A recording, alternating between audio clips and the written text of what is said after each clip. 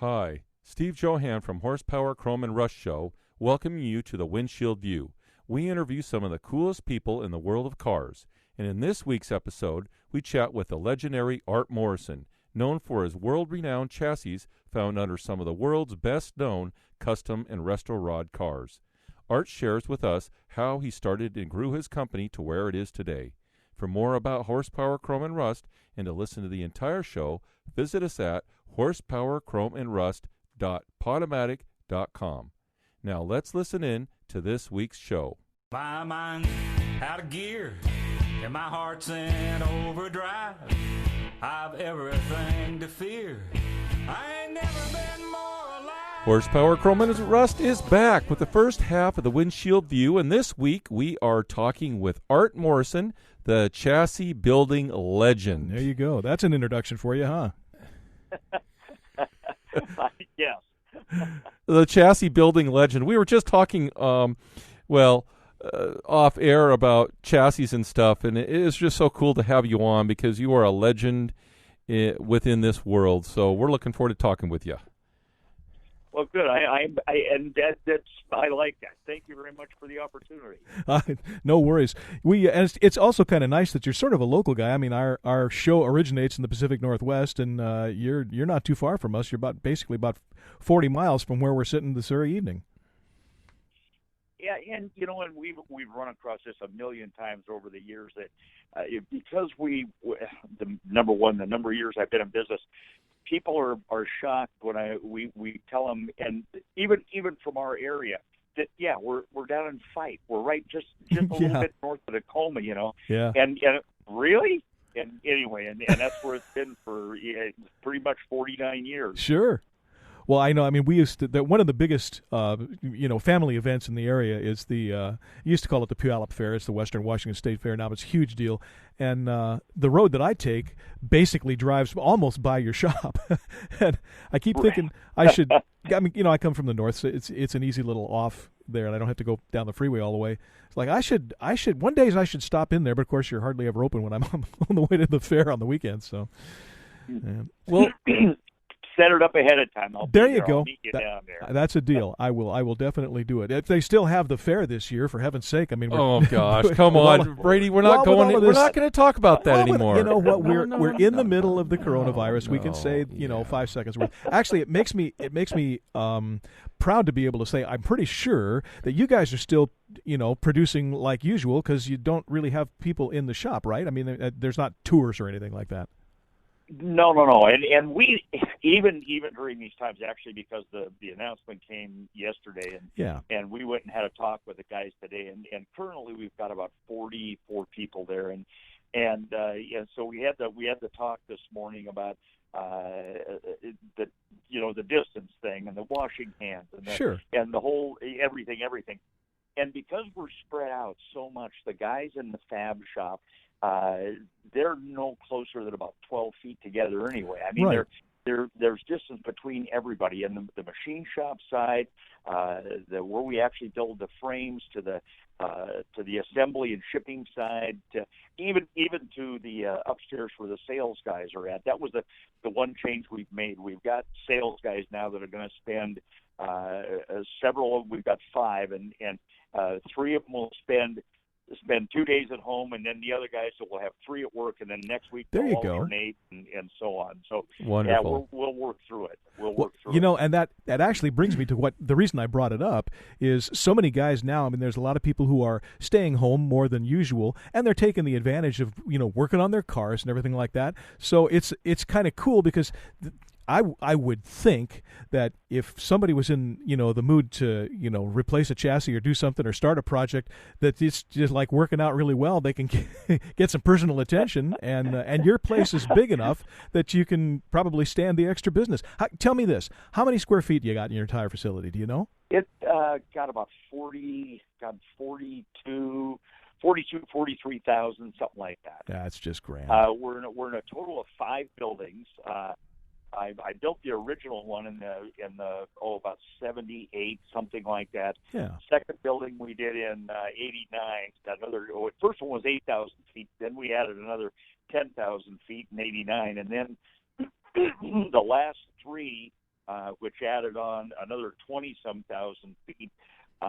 We just took those over about 3 years ago, and they're just right across the street from us. So we've got somewhat of a campus now with 5 buildings, and a different process goes on in each one of them.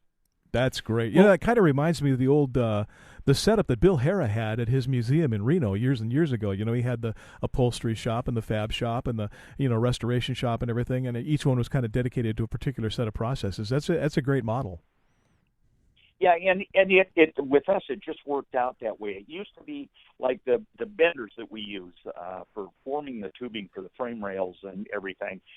They were actually manufactured in the buildings that we occupy now on this other street. It was a local company built our benders, and they consolidated their business, so all of these buildings became available. Well, they've got everything.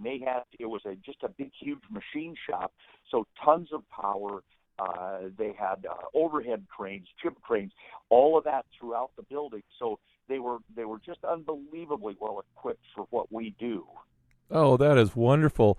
Well, and speaking of what you do, you mentioned that you opened your shop in 1978. So let's go back for a moment and let's discuss what were you doing. Actually, before that, it was 71.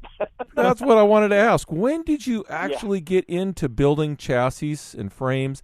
Talk to us about that whole process of where you started out, what got you into it, and then how you kind of just, one day said, hot rodding is the thing.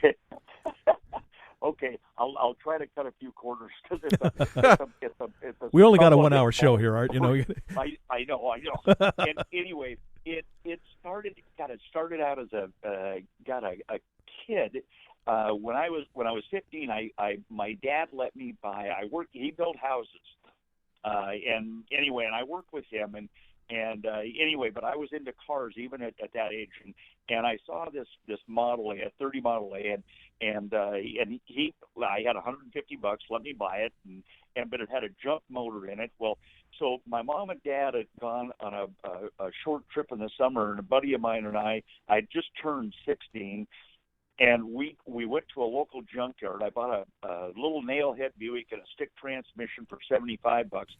Came home, put that in the Model A. Well, my mom and dad were gone because I learned to weld from my dad, and so I put this Buick engine in the Model A, and that was the first go round with the car. That's pretty cool. It was a mess, but it did drive. And so that was the first car. I got a faulty equipment ticket in, and a state cop had stopped me, and there were 7 different counts of faulty equipment. But the guy said, look, son, I know there's just no way in hell you can get this fixed in 7 days. So please just keep it off the road until you get it fixed. Anyway, and so that was first car, and I was always infatuated with anything that had tires and wheels. And my next car, when I got out of high school, my parents, for a graduation present, got me a little 54 Chevrolet 2-door coupe, cutesy little car. And same deal, it was $150, and anyway, nice little car. Well, in the fall, this was in '65, and in the fall of '65, GM came out with a new engine that year, and it was a 396. Yep. Big block Chevy. And anyway, and you could get them as a crate motor then, and a 425 horse 396. Yep. Wow. So a buddy of mine and I were driving around one day in this 54 Chevy. Oh, and in the meantime, in that summer of '65, what I did was I took the front end out from underneath it, and I put a 46 Ford, so front end underneath it. So I had an axle, a straight axle underneath the front of this thing. Oh. Put a moon tank in the front, but it still had the 6 in it. And can't do that. Anyway, it looked like a hot rod, but it just wasn't.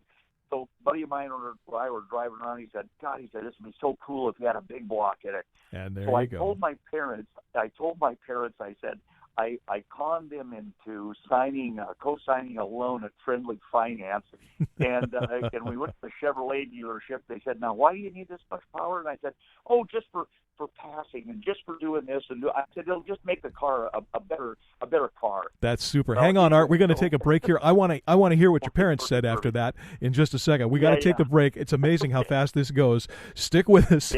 We're coming back with Art Morrison, the chassis legend, right after this on Horsepower, Chrome, and Rust. I can hardly wait to hear what you told your folks about this one. Stand by.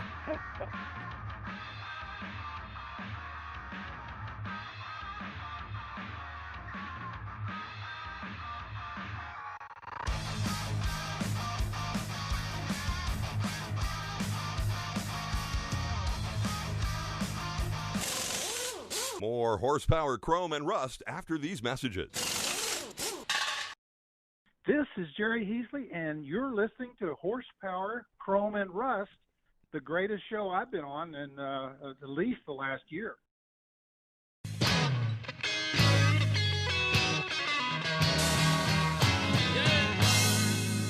Back in Vehicle City. Yeah, we're back with the second half of the Windshield View. Before the break, Art Morrison, the chassis building legend, ladies and gentlemen, was telling us about some scam that he pulled on his folks to get a big block 396 into his 54 Chevy. So what did they say when you?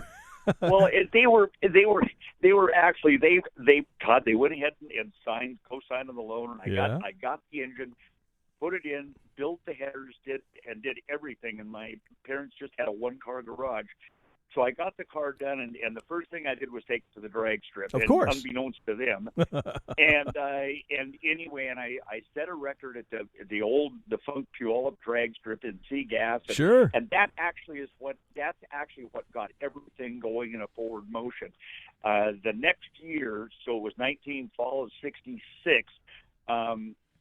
Fall of '66, I got a draft notice, and so I got drafted at that time. You were distracted. Yes, and so that kind of ended the whole deal for a while, and I get through basic training, and I looked at my MOS, your job deal, and I said, "God, what's 11 Bravo?" Well, it just happened to be light weapons infantry, and so that's how I spent my year in Vietnam. Was in the infantry. Got out of that, but virtually unscathed. I got wounded, but it was minor, and I've got the shrapnel in my back today from that. but unbelievably blessed that I got out of it. With everything, all my faculties still, and with this unbelievable desire to do something and not sit in a street corner and worry about things. I said I was meant to do something. So came home, and I immediately bumped into a guy, a drag racer of Chuck Poole. Drove a twin-engine Dodge truck, wheel stander. The Chuck wagon. And so, the Chuck wagon. Yeah. So I met him, and we hit it off immediately. And the second year I knew him, I was actually started driving wheel standers, and I did that in 68 or 69 rather. 69 is when I started driving, and then in 70 we separated, and I started driving for Richard Schroeder then. Sure. And Richard and I had become friends because of the wheel standers. Anyway, and so it was in early 71, driving for Richard, I crashed his car, an AMX, and I had only been married a short period of time, and my young bride, she wasn't even 20 yet, and anyway, and she just, the first words out of her mouth were, she was too young to be a widow, and so at that time I said, there's just got to be a better way to make a living, and so that was when I started in the garage at our house. So I had a house that I built with my dad, and anyway, and so I started in the garage at the house. Local guy by the name of Tom Turner came to me, and he said he had a Corvette, an A-modified production. Tom Turner, Corvette. the auto guy that's on Saturday morning? That's the guy. Yes, okay, That's sure. it. That's the guy. Yeah. And anyway, and so Tom came to me with this Corvette and said, could you put, because I had got a reputation for welding and doing nonsense like that, And so in the garage of the house, and he said, God, would you put this rear suspension in my Corvette, or could you? And I said, absolutely. I did. He promptly went out and set a record in A-modified production. And then all of a sudden that just started flowing people in. Well, I was working the garage. I mean, I did everything. I painted cars. I did valve jobs. I rebuilt transmissions. I did anything to make a dollar to support my new bride and keep the house. Sure. And it was in let's see, and then my dad had quit building houses, so he had a little shop where he built because he did even the cabinet work in the houses he built. So I got in that shop, and it was in 75. I finally weaned out most of the general automotive stuff and was just building complete race cars. And in 1975, I built my first rear-engine dragster, and it was an alcohol car for Bucky Austin. And so he's got the chain of muffler shops and stuff. And right. Anyway, and so I built this. I've done a lot of business with Bucky's. Yeah, okay, and anyway, and I did the built that car for him, and then all of a sudden, I got this rush of jobs to build rear-engine dragsters, and I mean, we build them complete. I did from the chassis, the body, the fuel tank, virtually a complete rolling chassis, and time goes on, and we finally obviously squished this little 1,800 square foot building out of space. And I bought a 1 acre piece of property down in Fife, and where we are now. And I bought that in 77. Then that was the first building. Was in 78 is when we finally got it done. The 8,000 foot building. And God, as time marches on, it was in probably 83, 84. We put together first catalog, still all drag racing, and then in 85, we became a major sponsor with the National Hot Rod Association. Right. Put a truck and trailer on the road, and we hit the road, and continuing with the drag racing thing. Well, in the late 80s, we saw a tailing off in the drag racing deal. Yep. And it was in the early 90s. I said, well, let's get into something that we really know, and that would be and I said, God, street rods ought to be easy. So, God, I may as well have got into Indy cars, because it was the thing with street cars and drag racing. Everybody said, "Oh, these guys build drag race cars. They can't build anything for the street." Right. And so we had to work our way through that. Well, as the 90s progressed, that's when we had got first bender in the middle 80s. Yeah, middle 80s was the first bender. And then it was in the middle, let's see, it would have been in the middle 90s. I got tooling where I could actually bend 2x4 rectangular tubing on the same bender we had. Oh, there you go. And so it was the late 90s. Boyd Coddington called. Sure. And he said, and he had heard about us, and he said, God, I need a frame for, I can't remember what the first one was for.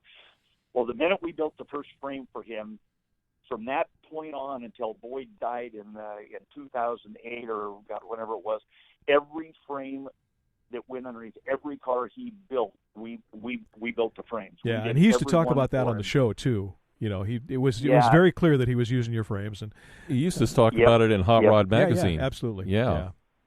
And so then he introduced me to a guy by the name of Bobby Alloway, and then that led to, well, it was actually earlier than that, Troy Trepanier, another great builder of hot rods. And all of these guys then started coming to us, and son, Craig, he was, he actually is the vice president of the business today. Craig was born in 75, went all through school, same schools we did, worked at the business from 11 years old on.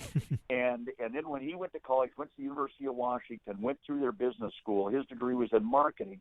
Well, then when he got out of school, I said, now you got to go find a job someplace else. You can't just come to work in the business. So he did for a couple of years, came back, and his first deal he did for us was in the early 2000s. He said, we need to make a bolt-on frame for a car. And I said, okay, what do you want to do? And he said, how about for the 55 to 57 Chev? And there you go. And that was all his deal. And to date now, we've done God, just on that one frame, we've done 1,600 and I think 1,650 or so just for the 55 to 57 Chevy. And now we've made complete frames for, easily 200 makes and models. I actually have to ask you about that. This was the question I was gonna hit you with. Looking through your catalog, I mean, obviously it's like an art catalog, because there's, and no pun intended, there's some amazingly beautiful chassis on there. Some people don't find symmetry and that kind of thing, but it's just, I am just one of those kind of suckers, for mechanical design. What made you decide to do a chassis for the 63, 66 Vets, or 67, I guess, isn't that it?